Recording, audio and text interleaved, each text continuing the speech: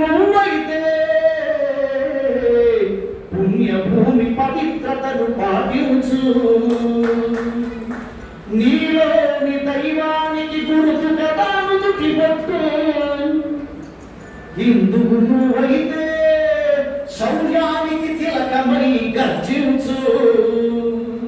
అసలు బొట్టే పెట్టి రాకుండా బయట రాకూడదు. అసలు హిందూ అంటాడు బొట్టు పెట్టి రావాలి బయటికి. నేను పెట్టుకొచ్చా చెడిపోయింది. అసలు పెట్టుకోవడం బయటికి రాదు. ప్రతి మతము కూడా ఇవాళ క్రిస్టియన్స్ కానివ్వండి, ముస్లిమ్స్ కానివ్వండి, బుద్ధిస్టులు కానివ్వండి, ప్రతి ఒక్కరూ కూడా నేను ఈ ధర్మాన్ని ఆచరిస్తున్నానని స్ఫుటంగా చెప్తున్నారు ప్రపంచానికి.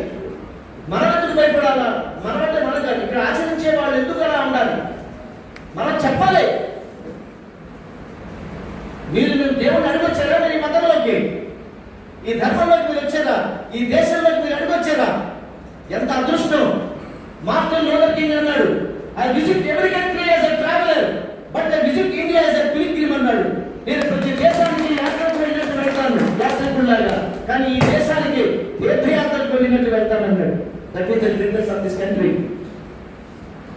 మనం హిందువులు చెప్పుకోవాలంటే 10 కమాండ్మెంట్స్. ఈ పుణ్యభూమి పవిత్రతను పాటించాలి, భరత భూమి నాదేనని గర్వించాలి, నీలోని దైవానికి గురుతు కదా నుదుటి బొట్టు. ఎందుకు నువ్వైతే శౌర్యానికి తిలకమై గర్జించు,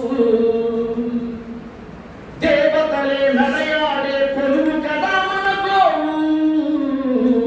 అమ్మ 6 నెలలు ఇస్తుందండి పాలు. కర్మ కాటికెళ్ళేంత వరకు పాలించే అమ్మ మన గోమ. దానికి ఎటువంటి మనం రెస్పెక్ట్ ఇస్తున్నాం? దానికి వాళ్ళు మనం కారులో గుడ్డసైపోవడం అర్ధరాత్రి పూట హైవేస్ లో. దేవతలే నడయాడే కొలువు కదా మన గోవు. హిందువు నువ్వైతే, హిందువు నువ్వైతే శుభములిచ్చు గోమాతను రక్షించు. పుణ్యనది స్నానాలు సర్వ పాపహరణాలు, పుణ్యనది స్నానాలు సర్వ పాపహరణాలు. హిందువు నువ్వైతే మన నదులకు హారతిచ్చి తరిగించు. Respect the water. ఈ మట్టి మీద పుట్టినట్టి మొక్క